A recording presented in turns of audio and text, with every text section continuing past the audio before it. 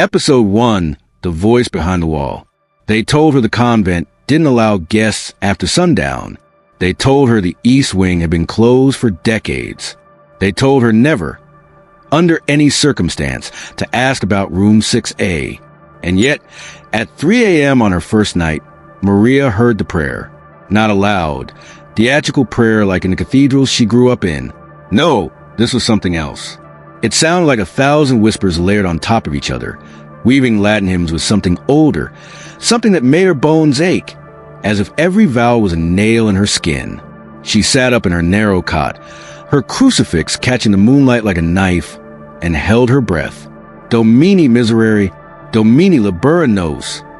The walls trembled, not from any earthquake, but from the weight of something remembering. Maria blinked, disoriented. The room had gone cold. Her breath floated in front of her like incense. The silence that followed was not peace. It was permission, an unspoken nudge. Go. She didn't know why her hands moved before her thoughts did. She didn't know why her feet found the hallway, her fingers tracing the ancient stone like she'd lived here in another life. The convent was older than the country itself. Its foundation laid over the ruins of a medieval sanctuary, something the Vatican rarely spoke about. She followed the sound down the east corridor, past locked confessionals and rows of weeping statues. Her shadow lengthened with each step, and then she saw it. A door that should not be there. A door that didn't exist on the blueprints. A door that was praying. Room 6A. It was blackened like it had once been kissed by fire, but untouched by heat. The iron crucifix above was upside down, but it wasn't hanging. It was fused into the wall, as if the building itself had tried to lock God inside. Maria reached for the knob, knowing she shouldn't. But just as her fingers grazed it, don't. A voice. She spun. An elderly nun in full habit stood behind her, her face half swallowed by shadows. Her eyes, sharp, lucid, and trembling, fixed on the door like it was a sleeping beast. You shouldn't be here, the nun whispered. I heard it, Maria said, her voice thinner than she meant it to be. I thought someone was trapped. The nun stepped closer. Her rosary clicked with each footfall. Nothing's trapped. Not anymore. Maria's skin prickled. She asked what any logical person would ask. But who's praying in there? The nun's answer came like a confession. No one prays in that room, child. Then she leaned in, and her next words carved ice into Maria's spine. The room prays by itself. The next morning, Maria demanded answers. Sister Clemencia, the convent's mother superior, was waiting in the refectory, sipping her black coffee like it tasted of ash. Her smile was warm, but it didn't reach her eyes. There are mysteries, she said, stirring sugar into her cup, that even faith dares not solve. But that door, 6A, it was on the floor plan you sent me. Why is it sealed? The Mother Superior did not blink, because it was a mistake. Not all sacred things are holy, Miss Maria. The theology student in her bristled. With respect, I came here to digitize your archives. I can't ignore this. There are recordings of those prayers. You have tapes. I saw one labeled 1963, Vespers in Absence. Mother Superior's hands froze mid-stir. No one should have shown you that. Maria leaned forward. Then tell me, what's in that room? For a long time, the old woman said nothing. Then quietly, a vow. Maria frowned. A vow. Not all prayers are for God, she said. Some are contracts. That night, Maria couldn't sleep. Her dreams were fevered. A child cried behind stone walls, a woman sewn into her habit with thread made of teeth, a choir with no faces chanting beneath the earth. At 3 a.m., the prayer returned. But this time, the voice whispered her name. And when she awoke, a candle was lit at her bedside, with no matches in the room. Episode 2, The Nun Who Never Slept. Maria didn't tell anyone about the candle. She blew out in silence, her fingers shaking, her breath caught in her throat. But the flame had already done its job. It lit something inside her that would not go dark. She needed to know what was behind that door. The next morning, after prayers and a breakfast that tasted like nothing, she made her way to the east corridor again. Not to the room. No, she knew better than to go near 6A in daylight. Instead, she traced the crumbling plaster of the wall adjacent to it, running her fingers along the spine of the building like it might whisper secrets into her skin. And it did. A loose brick. Cold. Fragile. Hollow. Maria hesitated only a second before pulling it out. Behind it was not dust or cobwebs, but a bundle of cloth wrapped around something dense. Her hands trembled as she pulled it free and unwrapped the aged linen. It was a diary, bound in what looked like old leather. But it wasn't leather. It was skin. On the first page, written in deep red ink, was a name.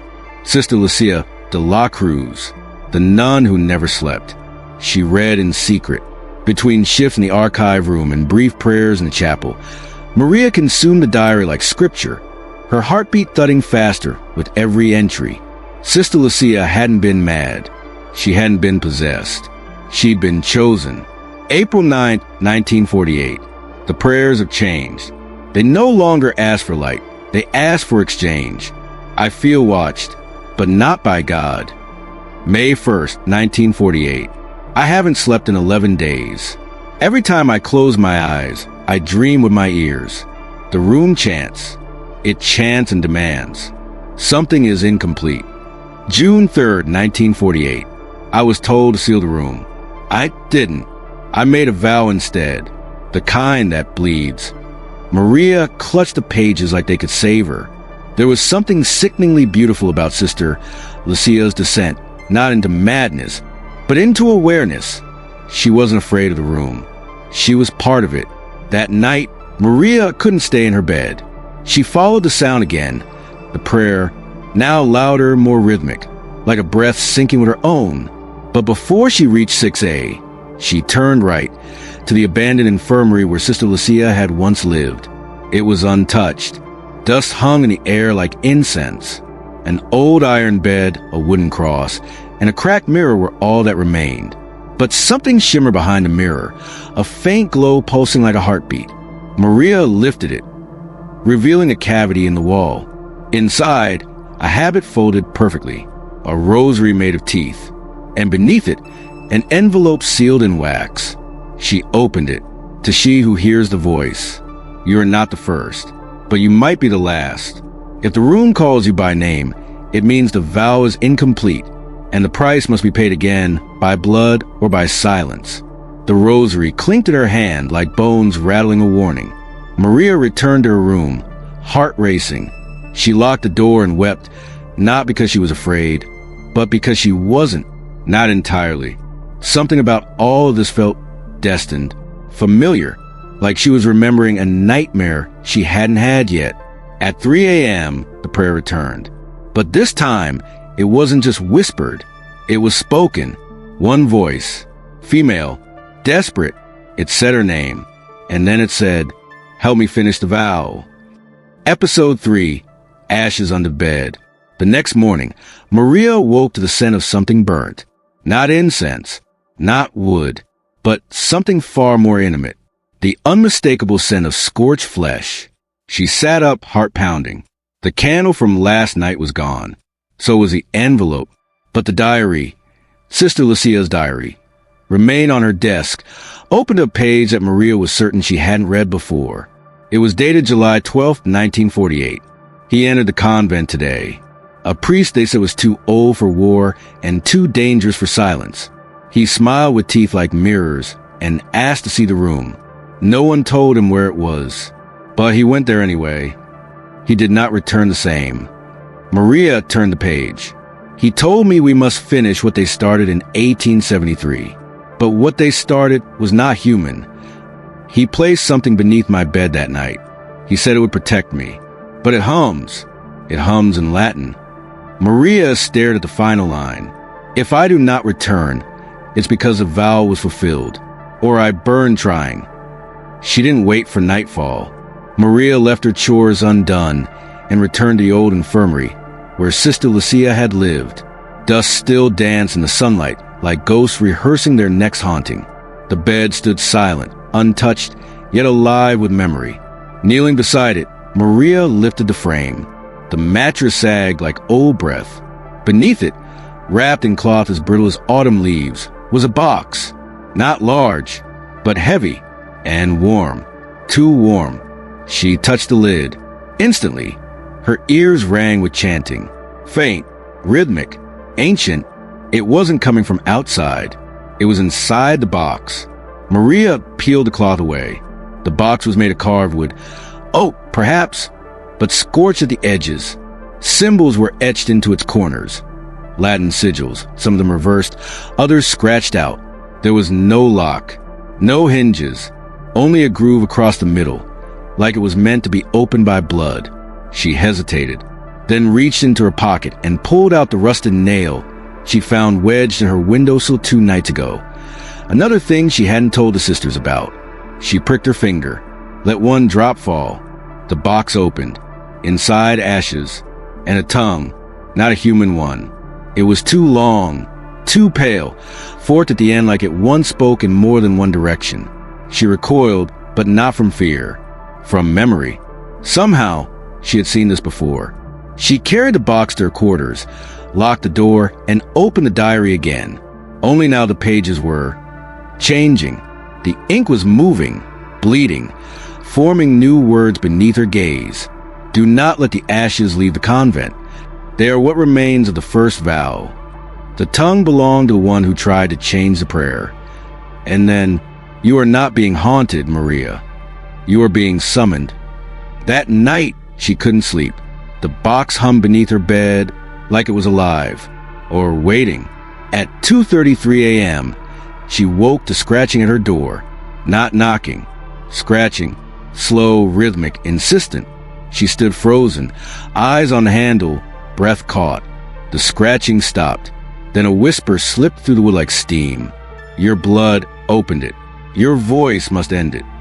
And then, silence.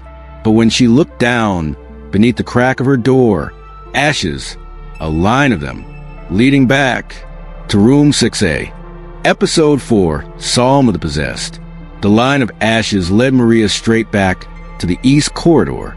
She didn't remember walking, only breathing, only the cold tightening around her neck like a collar. The convent was asleep or pretending to be, but the walls were watching, and they remembered her. When she reached room 6A, the ashes stopped. The door remained closed, black with pulsing faintly under moonlight, like it breathed beneath its own skin. Maria didn't touch it this time. Instead, she placed the tongue back in a box, wrapped in the scorched cloth, and whispered prayers she barely remembered learning. But the prayer didn't work. The air around her thickened, not with evil, with expectation. As if something holy had once lived here, but forgot its name. She stumbled back to the archive room, dizzy, trembling. Her hands went to the old wooden drawers lined with century-old documents. And then, without knowing why, she opened drawer 13. Inside was a book, but not the kind she was supposed to catalog. Its cover was velvet dark, bound in something softer than leather. No title, no author, just a golden cross that was inverted, not blasphemously, but weeping like it had been hung upside down out of grief. Maria opened it. The pages were blank. Then they weren't. Lines of ancient script began to bleed into the paper, one by one, like the ink was rising from beneath the page rather than being written on top. She read the first line aloud. Blessed be the tongue that speaks no lie, and cursed be the vow that cannot die. The candle beside her flickered, and then the words shifted. The page rewrote itself, rearranging, as if reacting to her voice. I am the Psalm of the Possessed. You do not read me. I read you. Maria dropped the book. It didn't hit the floor, it hovered, just an inch off the ground, swaying like a pendulum. Then it whispered, "Say it." Her throat tightened. Say what? The book turned a page. The vow is incomplete. The voice has chosen you. Say the psalm and open the gate. She backed away. No, I don't know what this is. The book pulsed in midair, and then in her voice it repeated, "Say it." Maria ran down the corridor, past the weeping Madonna, past the statue of St. Raphael, whose eyes now seemed hollowed out by fire. Back in her room, she locked the door, buried the book under her mattress, and knelt. But no words would come. Prayer had become dangerous. At 3 a.m., the convent bells rang, but no one had rung them, and the voice returned, not from outside, but from inside her room. This time, it was not alone. A chorus of whispers surrounded her bed, chanting the first line of a psalm, over and over. Blessed be the tongue that speaks no lie. She reached under the mattress, pulled the book out, and screamed, "What do you want?" And from the back of the book, scrawled in trembling ink that had never been there before, "Your voice, your vow, and your silence." In the morning, Maria's voice was gone. Literally, she couldn't speak. Not a whisper, not a gasp, only tears. The Mother Superior came to her door, handed her a rosary, and said, "This has happened before." Maria stared at her. The old woman's eyes softened. Her voice lowered. "You've been chosen, Maria. The psalm only awakens in the one meant to finish the contract." Maria tried to write a question, but her hands shook too violently. The Mother Superior only whispered, "It is not the devil that haunts this convent. It is a promise made in the wrong name." Episode 5, The Child in the Chapel. Maria couldn't scream. She couldn't whisper, but she could feel, and every fiber of her being led her to the chapel. It wasn't Mass hour. No candles lit. No hymns sang. Only the silence of saints carved from stone, their faces forever weeping, forever watching. The crucifix above the altar seemed heavier today, its shadow bending unnaturally toward the east wall. The confession booth had been sealed shut for decades. Maria stood before the altar, heart hammering. Her fingers trembled as they traced the marble edge. She didn't know what she was looking for, until she felt the hollow sound beneath her feet, a cavity. She dropped to her knees. There, beneath the altar cloth, she found it, a wooden panel, scratched with markings too old to read. She pried it open with a rusted candle snuffer and discovered a bundle wrapped in decaying red silk. Inside, bones, tiny, fragile, curled in the fetal position. A child, clutched in its hands, was a crucifix carved crudely from ash wood and a name etched into its back. Elias. Maria gasped, but no sound came. She turned the crucifix over. A date was burned into it. October 13th, 1901. She didn't need to look into the archives to know that was the day the chapel was consecrated, and yet no record of any child ever being buried beneath it had ever been kept. Who was he? Why was he here? She took the crucifix and pressed it to her chest, tears spilling silently down her cheeks. The moment it touched her skin, the world changed. The statues turned their heads. The air tightened, and from the old confessional came the sound of a child breathing. Maria backed away slowly. She had no voice, no words, only instinct. She approached the sealed confessional. The door groaned open, not by her hand. Inside was no priest, no penitent, only a mirror, old, cracked, clouded. She looked inside and did not see herself. She saw Elias, a boy no older than 7, dressed in ceremonial white, eyes black with sorrow. He stood in the chapel, alone, whispering Latin prayers with a tongue too large for his mouth. And then he bled, from his hands, his eyes, his lips. The mirror flickered. Now she saw a nun holding the boy, Sister Lucia. She was weeping, no, chanting, as she carved words into the boy's chest with a crucifix, words that shimmered red and holy. Votum sine voce, amen sine alma, a vow without voice, an amen without soul. Maria stumbled back. The mirror shattered without a touch. Blood seeped from its frame. The confessional collapsed into dust, and Elias's voice echoed through the chapel. I was the first prayer. I was the first silence. You are the last. Then came the scream, not from him, but from beneath her. The chapel floor shook. The bones beneath the altar turned to ash. The crucifix burned in her hand, leaving the name Elias seared into her palm like a brand. When the Mother Superior found her, Maria was lying on the floor unconscious, lips moving in prayer, but no sound escaping. The rosary around her neck had unraveled, and on the wall behind the altar, a new psalm had been written in ash. Blessed be the child who was never named. Episode 6. The day the crucifix cried blood. It began with a crack in the statue's eye. Just after morning prayers, as the sisters knelt in the chapel with heads bowed and lips murmuring hymns they no longer believed, a faint sound echoed through the sanctuary, like stone being split from within. Maria, still voiceless, turned her gaze upward and watched as a crucifix above the altar wept. Not water, not oil, blood. A single red tear slid down the cheek of the marble Christ and fell, drip, onto the altar cloth, staining the holy linen like a wound reopened after a century of silence. The room gasped. Sister Clemencia dropped her rosary. Mother Superior rose slowly from her pew, her hands trembling. "He remembers," she whispered. Maria stood transfixed. The mark of Elias still burned in her palm, raw and refusing to heal. The silence in her throat pulsed like a second heartbeat, tight, furious, and growing louder inside her mind. The blood on the altar began to form shapes. Letters, then words. Amen non est sufficient. Amen is not enough. And beneath it, a single name appeared in red. Father Laureano. The moment she saw it, Maria's knees buckled. She had read that name before, in the forbidden volume she had buried beneath her mattress. Father Laureano, the rogue priest sent to Santa Filomena in 1948. Rumors said he was excommunicated. Others said he went mad. The truth was worse. That evening, Maria tore her room apart until she found a hidden prayer book once more. It had changed. Its cover now bore a handprint, burned into the leather. Her handprint, and inside, the pages turned on their own, flipping violently until they stopped at a single prayer, written in a blood-red ink that shimmered like fresh sin.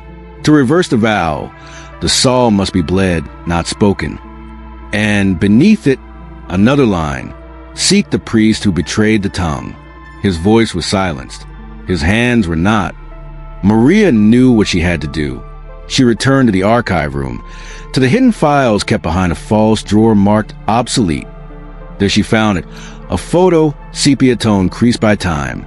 A man in black robes, eyes sunken, mouth sewn shut with wire. Beside him stood Sister Lucia, and between them, Elias. But the boy's eyes had been scratched out by ink. Maria turned the photo over. A location had been written hastily. Sanatorio de los Votos Rotos, outside Segovia. The Sanatorium of Broken Vows, a place erased from maps, a place the church no longer claimed. That night, the chapel was sealed by order of the Mother Superior. No one shall enter until the blood dries, she declared. But it didn't. By midnight, the crucifix was still weeping, and beneath it, the altar began to crack. Maria stood in her room, eyes wide, breath shallow. The voice had not returned. The psalm had not spoken, but she could feel it. The prayer wasn't finished, because she hadn't bled yet. And somewhere in a forgotten ruin outside Segovia, a priest with no voice still remembered how it ended the first time. Episode 7. Silence is not consent. They called it a sanatorium, but it was never meant to heal. It was meant to contain. The taxi driver didn't speak. He simply pointed down the road where the pavement ended and the forest began. There, veiled in mist and time, stood the remains of Sanatorio de los Votos Rotos, the Sanatorium of Broken Vows. Maria stepped out, clutching the prayer book to her chest. Her voice was still gone, but the silence inside her had changed. It no longer felt like absence. It felt like preparation. The building loomed in the fog like a cathedral exiled from heaven, stone eaten by ivy, windows broken like blind eyes. And yet, the bell tower was intact, as if something inside still dared to ring. Inside, time had ossified, dust-covered pews, rusted wheelchairs, a crucifix, shattered and buried beneath a collapsed wall. But what drew her forward was the mural. It took up the entire back wall of the nave, a painting of Christ with no mouth, surrounded by figures in black robes whose hands bled into scrolls that wrapped around the altar like chains. and beneath them, a child with his tongue cut out, crowned with thorns. Maria's knees buckled. Her fingers traced the child's painted face, Elias, and beside him, etched in crimson paint or blood, was a line in Latin: "Obedience without understanding is violence." In the center of the room lay a stairwell, half collapsed, leading downward. She descended with only a flickering lantern she'd found on a rusted hook. Every step echoed. Every breath tasted like mold and something older. The lower chamber was a cell, and he was still there. Father Laureano, his body hunched over, hands chained to the wall, mouth sewn shut with thick black wire that had fused into his skin. He wasn't dead, not fully. His eyes, milky and yellowed, opened when she entered. She dropped the lantern. The light danced across the floor and revealed it, a circle of salt, a prayer etched in blood around him. May he never speak again, lest the vow unravel. She stepped into the circle.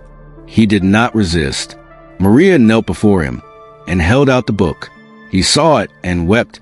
One tear rolled down his cheek, tracing the old lines of ash and rot. Then he reached out with one trembling hand and dipped his finger into the salt. On the stone floor, he began to write, one word at a time. They lied to us. Then, the vow was not to God. And finally, she made us do it. Maria stared. She pointed to the prayer book, then to herself, then to the stitched wound where his mouth had once spoken homilies and absolutions. She mouthed, "Who is she?" His hand trembled. He wrote, "Lucia."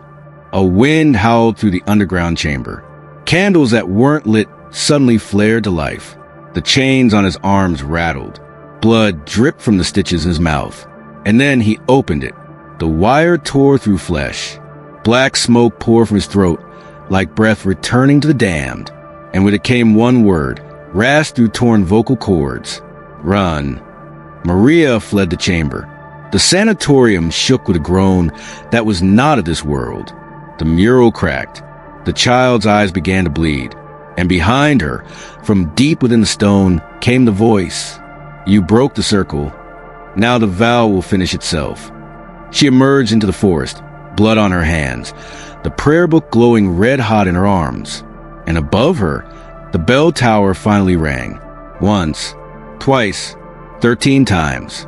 For the 13 sisters, for the 13 voices, and for the one vow no one was allowed to speak.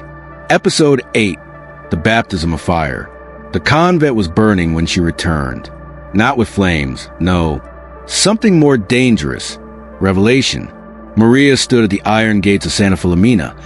Prayer book clutched to her chest and felt it in the air, like the breath of a prophet seconds before he speaks doom. The sky above the east wing swirled unnaturally. The chapel's bell no longer chimed by rope.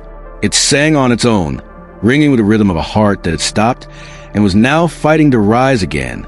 She pushed the gates open. No one met her. No Sister Clemencia. No Mother Superior. No voices in the hallway. Just silence that pressed into her chest like a sacrament forced down the throat. But it wasn't empty. Room 6, it was open. It yawned before her, its blackened door wide like the mouth of a dying cathedral.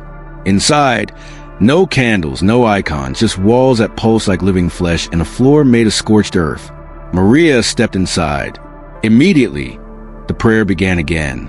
But this time, not in Latin, not in whispers, in her own voice. Blessed be the silence that obeys. Blessed be the girl who cannot scream. Blessed be the fire that remembers. She shook. Tears welled up in her eyes, but she did not turn back. At the center of the room, beneath the collapsed crucifix, lay a baptismal font, dry, cracked, and filled with ashes. Not water, not oil, but remnants of the vow that had once burned this room alive. The diary of Sister Lucia was resting on its rim, open, waiting. Maria stepped forward, but the floor pulsed beneath her like a heartbeat. She touched the book. Instantly, the room sealed shut. The door vanished. The walls closed in. And then she remembered, not as Maria the theology student, but as Elias. She saw herself, a boy, kneeling in this very room, surrounded by 13 nuns in black, their mouths moving in ritual, their hands dripping with red. She was baptized not with water, but with flame, sealed in ash and silence, offered not to God, but to something else. She screamed, but no sound came. She opened her eyes, and she was Maria again, in the center of the room, kneeling. And now the ashes and fawn had begun to rise, swirling like smoke around her hands, her arms, her throat. A voice echoed, not from outside, but from within her bones. You must finish the vow, or burn again. The prayer book opened by itself. Pages turned faster than she could read, until it landed on a psalm titled, The Baptism of Fire. She placed her bleeding hand on the words. The ashes flew into her mouth, choking her. Her eyes rolled back, and for a moment, Maria died. When she awoke, she was on the chapel floor. Every candle lit, every statue turned toward her, and the crucifix was weeping again. Only this time, not blood, but water. Clean, pure, a sign. The vow had changed. Not ended, no. Evolved. Maria stood. The ash cross now burned permanently into her throat. Her voice had not returned, but she understood. She was no longer the vessel. She was the altar. Episode 9, the last saint of the convent. The diary was heavier now. Maria held it in trembling hands, its cover still warm with the heat of the vow. The ash cross on her throat ached, throbbing like a second heartbeat. She opened the book, and for the first time since finding it, Sister Lucia wrote back, If you are reading this, it means a fire accepted you. But I must warn you, child, the flame does not choose without reason. I was not the saint they claimed I was. I was only the first to survive what was meant to kill. Maria turned the page. A new entry, unmarked by time, began to bloom in ink as dark as blood. They called me chosen, but I was not chosen by God. I was chosen by the vow. They burned Elias to keep it contained, but he did not die. He became the psalm. Maria dropped the book. Her legs gave way beneath her. Her knees hit the stone floor of the chapel where she had once prayed for safety. There was none now. The chapel began to change around her. The walls bled candlelight. The air turned gold, then red, then black. The statues watched her, not as saints, but as witnesses. In the silence, the choir loft began to hum. A hymn, a child's voice. Elias. She climbed the narrow staircase behind the altar, the song growing louder with every step. Each note scraped against her ribs like a blade. When she reached the top, she found it, a tiny room hidden in the rafters.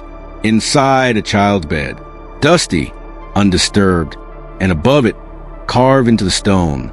Saints are not born. Saints are broken open. And on the bed, laid like an offering, Lucia's veil, burned, torn, and soaked in something red. She picked it up, and then behind her, a voice spoke, soft, ancient, near. He never forgave me. Maria turned.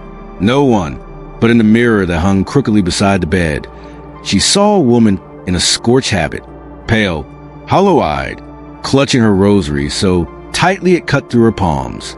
Lucia, her reflection bled, but her lips did not move. The words came from inside Maria's head.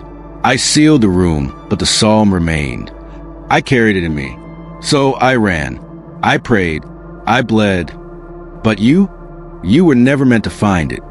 Maria reached the veil again, and when her fingers touched it, the chapel bells rang. Once, twice, 13 times. She stumbled back to the nave. The sisters were there. All of them, but not breathing, not moving, kneeling, their eyes closed, their mouths sewn shut, one by one, like porcelain dolls offering themselves to silence. And at the front of them all, Mother Superior. Her eyes opened, and she spoke in a voice not her own. The last saint has returned. We may now begin the end. Episode 10, The Contract of the Cross. The chapel smelled like ash and wine. 13 sisters, 13 bodies, kneeling in perfect silence, as if held there by invisible hands. Their mouths sewn, their robes soaked at the hem. And in front of them stood Mother Superior, her eyes like hollow stars. Maria wanted to scream, but her voice was still gone. She stepped forward, trembling. "You've come far," Mother Superior said. Though her mouth did not move, the voice came from beneath the altar, deep, male, and ancient. Maria turned. The marble split, cracked down the center, like an offering plate broken in two. Behind it, a hidden chamber. Inside, lit by a single flame that did not flicker, hung a wooden cross. But it was not a crucifix. It was a contract, nailed into the wall with human bones, written in a language older than Latin. A blood vow. Maria stepped into the chamber, the ash cross on her throat burning like a brand. She reached toward the scroll nailed into the wood, and as she touched it, the voice returned. 13 hands, one silence, one offering. They called it a vow, but it was a transaction. The scroll unraveled. It was no ordinary contract. At the top, 13 names, all women, all signed in blood, and below them a final name, not written, carved, letters burned into parchment so deeply, the paper cracked around them. Adon Rahel, not a saint, not a human, a forgotten god. Maria's knees gave out. The chamber trembled.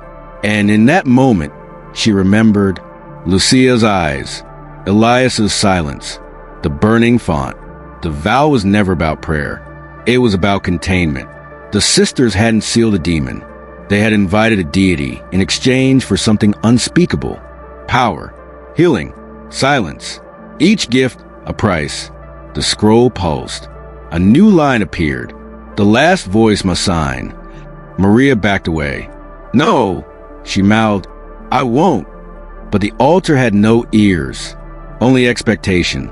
From the shadows, Mother Superior stepped forward, her body jerking, twitching, like a puppet pulled by strings soaked in sacrament. She handed Maria a quill. It was made of bone. "Sign," she said, "or the room will never close." Maria looked down. The scroll shimmered in the flame. She saw her name already written, but the ink was wet, waiting for her blood, waiting for her vow, waiting for her silence. And behind her, the room began to pray again, not with words, with screams, of every voice that had once been stolen, of every nun who had been silenced, of every child who had been burned into sainthood. Maria raised the quill, but she did not move. She turned to the sisters, still kneeling, still silent. She held the quill to her palm, and then she drove it through her own hand. The scroll caught the blood. The vow accepted her, and the chamber collapsed. Episode 11, the room that eats names. They forgot her before sunrise. At first, it was subtle. The sister in the garden, once warm, once curious, passed Maria in the cloister without a glance.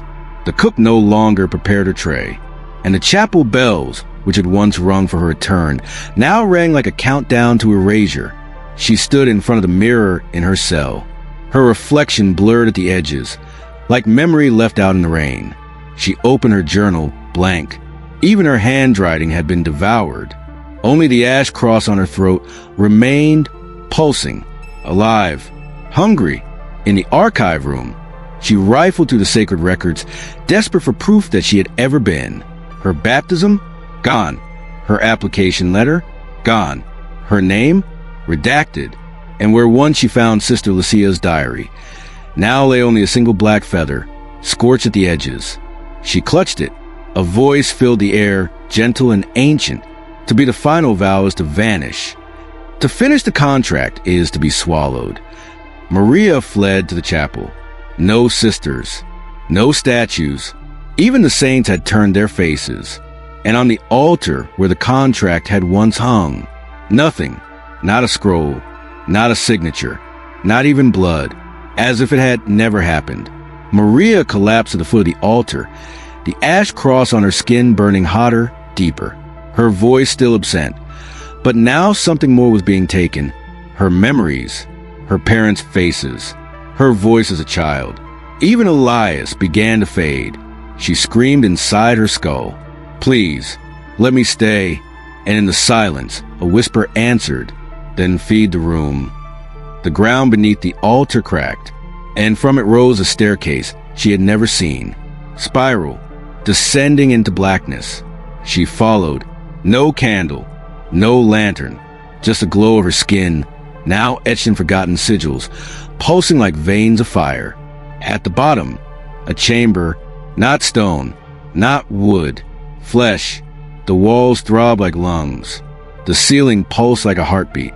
And in the center, a single chair, facing a mirror. But the mirror did not reflect her. It reflected a room. Room 6A, empty, waiting. Then, words appeared on the glass in dripping black script. This is where you are kept. This is where the world forgets you. Until the vow is broken or fulfilled again. Maria touched the mirror, and the glass breathed in, like a mouth, like a tomb, and with one final whisper of will, she stepped through. Above, the bells of Santa Filomena stopped forever. The convent would never speak her name again. But deep beneath the earth, the room remembered. Episode 12, the Mother Superior's final prayer. She sat alone in the chapel, her rosary heavy in her hands. The sisters were gone, emptied like vessels poured too long. The air inside Santa Filomena now pulsed with absence, as if the walls themselves are forgetting what they once were. And she, Mother Celestina, was the last name still spoken aloud. She did not know how she had survived, only that the room had left her behind, and that Maria was now somewhere beneath the floor, swallowed by a vow no longer whispered, but lived. She lit the final candle on the altar. The flame flickered blue, then black, then disappeared. God is not here anymore. The words were not hers, but she had thought them many times. Behind the altar, she heard it again, the groan of shifting stone, the breath of something waking. Room 6A was alive again, but this time it no longer prayed. It listened, waiting for the final voice, the last tongue, the one who had kept silent for too long. Mother Celestina descended the spiral stairs, the ones only she remembered, the ones that led to where Elias was once buried, and now no longer slept. She carried with her the veil of Sister Lucia, the only relic not yet devoured, and the truth she had buried deeper than any child's bones. For she had been there. She had been the 14th. They told her she wasn't worthy to sign the vow. Too young, too unsure, but she had helped stitch Elias's tongue shut. She had lit the first fire. She had watched Lucia scream, not in fear, but in reverence. And she had lived. She fell to her knees in the red-lit chamber, where the mirror once stood and now only reflected ash. And she whispered, I remember. The walls trembled. A voice, Maria's voice, rose from the dark, not spoken, but breathed through stone. Then you must finish it. Celestina laid the veil on the ground, cut her palm, pressed it into the ash. She spoke not a psalm, not a verse, but a confession. I chose silence when I should have screamed. I chose obedience over mercy. I let a child become a saint because I fear becoming a sinner. Tears fell. The walls pulsed. The ash burned red. And then, a wind, a sacred storm. The chamber split open behind her, and room 6A opened from the inside. Maria stepped out, alive, eyes glowing with a light no candle could mimic. The ash cross on her throat now shone like gold.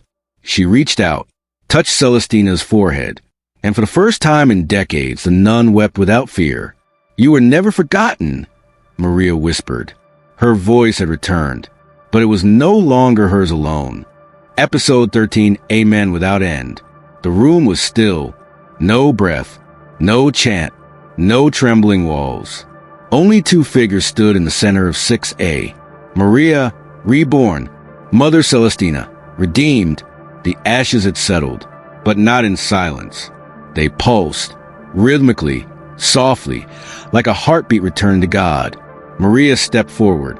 The floor no longer rejected her. The air no longer tried to unmake her. She was a vow now, not its prisoner, its rewrite. She laid her hand upon the altar, once blackened, now smooth like glass. Words began to carve themselves into the stone. What was made in fire shall now be sealed in light. Celestina knelt. For the first time in her life, she prayed without fear, not to be saved, not to be forgiven, but to be used as light, as truth, as part of the new psalm. Maria raised her eyes to the ceiling, where the old crucifix still hung, broken, bleeding for 100 years, and it wept again. But now, the tears were clear. Suddenly, a sound, soft as breath, rose from the ashes. Laughter, a child's laughter. Elias. He appeared in the doorway, barefoot, glowing, no longer crowned with thorns but with stars. He said nothing. He only nodded to Maria, then vanished, and with him, the room exhaled. The contract that had been carved in bone now rewrote itself. No more saints from silence. No more prayers and blood. Only memory, only mercy. And below it one final line, etched by an unseen hand. Amen without end. Outside, the convent bells rang. Not 13 times. Just once. A single, clean sound. A beginning. Maria left the room. The door closed behind her. But this time, it didn't vanish. It remained, not as a wound, but as a witness. To what was, to what would never be again. She walked into the sunlight, barefoot, ashes trailing behind her like the hem of a robe she no longer needed. The veil of Lucia fluttered in her hand. The silence in her throat had become song. And behind her, the room whispered, not to be open again, but to remind the earth. Sometimes God does not speak in thunder. Sometimes he whispers to the ones who lived through fire and did not burn.